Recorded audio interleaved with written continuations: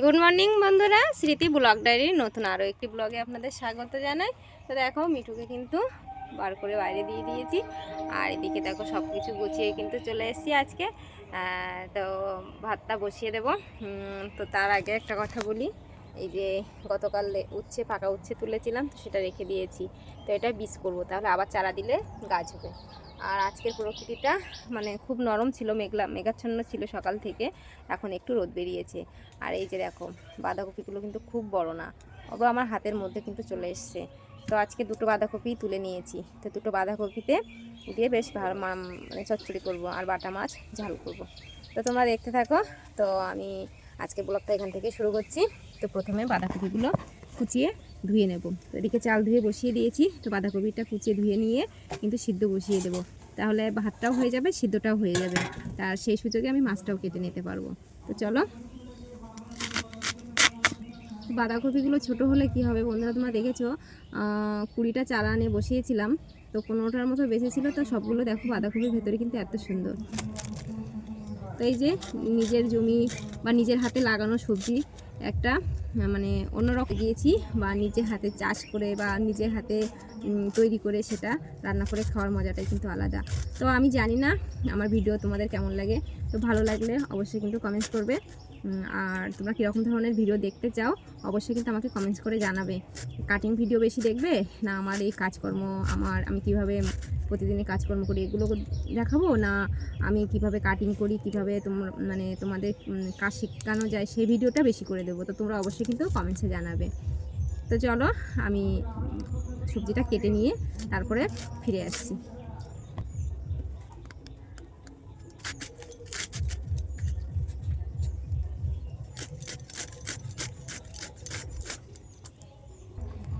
বন্ধুরা দেখো বাঁধাকপিগুলো কিন্তু কেটে নিয়েছি, তো এবার ধুয়ে কড়াইতে দিয়ে দেবো।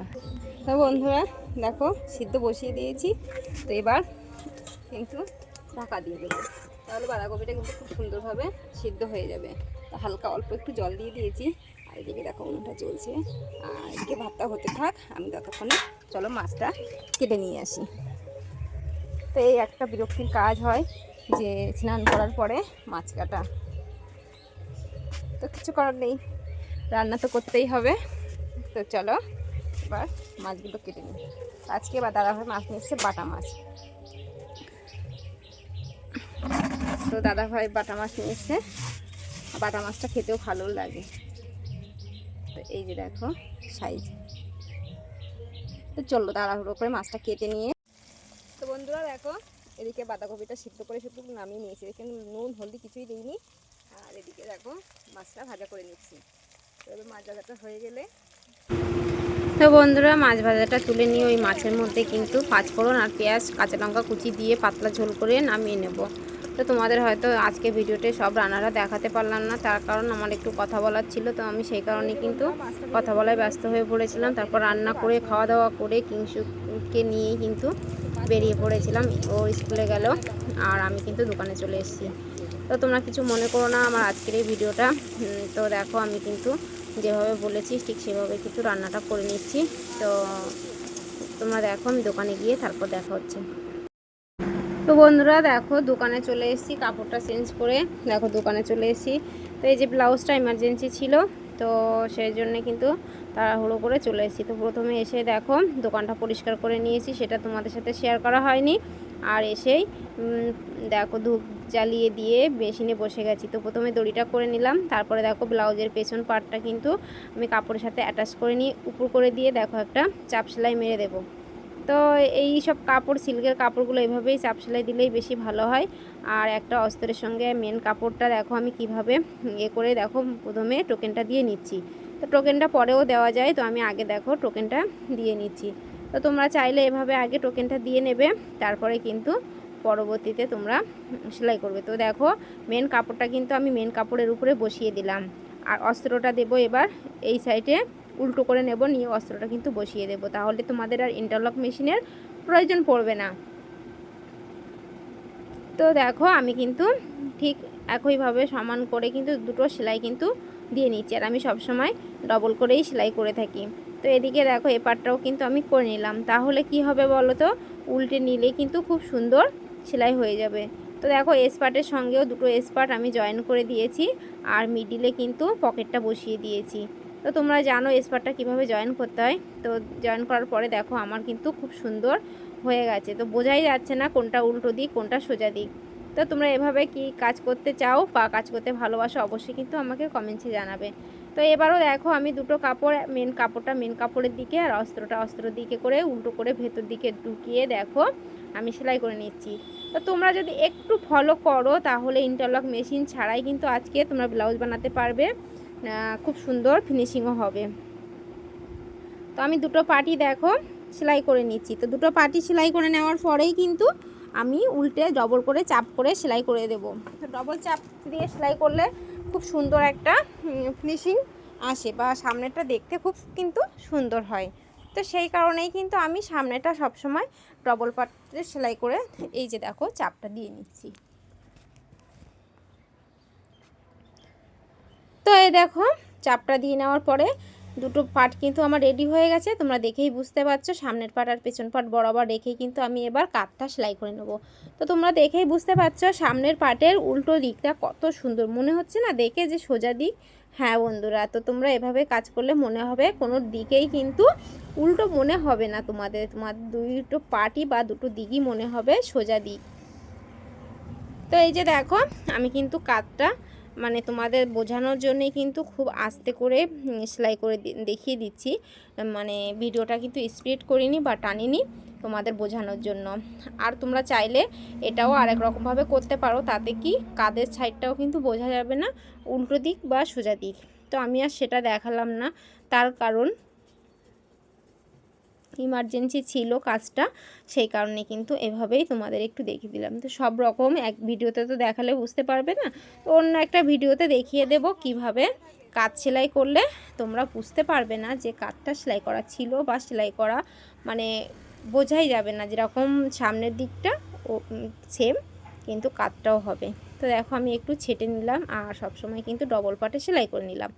তো কাঁধটা সেলাই করে নেওয়ার পরে দেখো আমি হুকের ঘরপট্টিটা করে নিলাম। তো হুকের ঘরপট্টি সবসময় ডান সাইডেই হয়, আর হুক পট্টিটা মানে বাঁ সাইডেই হয়। আমি যেভাবে সাজিয়েছি কাপড় তোমরা যেভাবে এ করো সেভাবে কিন্তু একটু দেখে নিও প্লিজ। তো দেখে বুঝতে পারছো আমি কিভাবে করছি।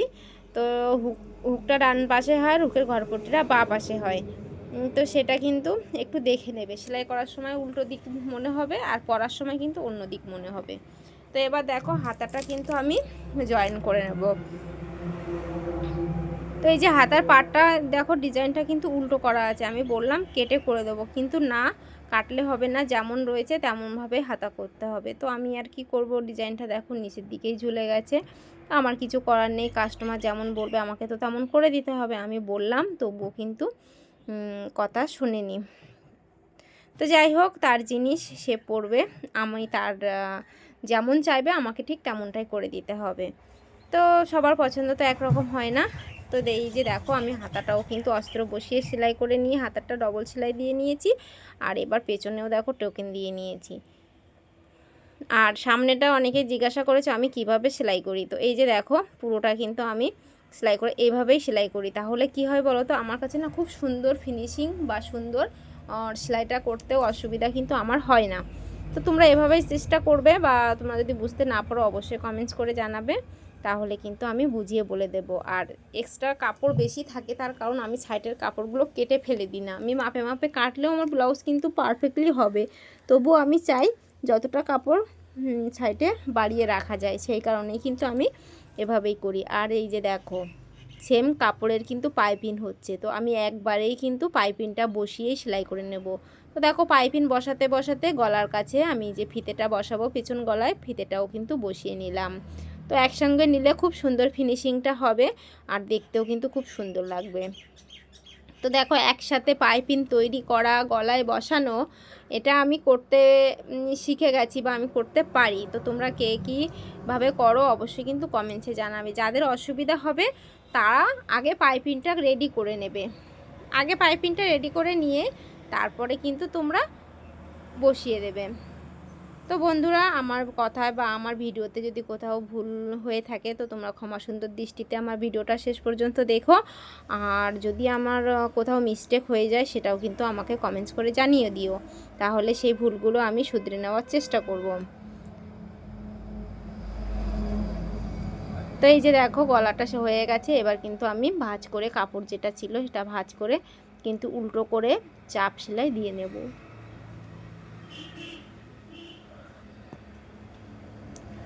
তো চাপ সেলাইটা দিয়ে নেওয়ার পরে কিন্তু আমার গলাটা রেডি হয়ে যাবে। তারপরে কিন্তু আমি ব্লাউজের ফুলগুলো করে নেব। তো বন্ধুরা, দেখতে পেয়েছো কত তাড়াতাড়ি কিন্তু আমার গলাটা হয়ে গেল। তো এভাবে করলেও কিন্তু কাজে খুব একটা দেরি হয় না।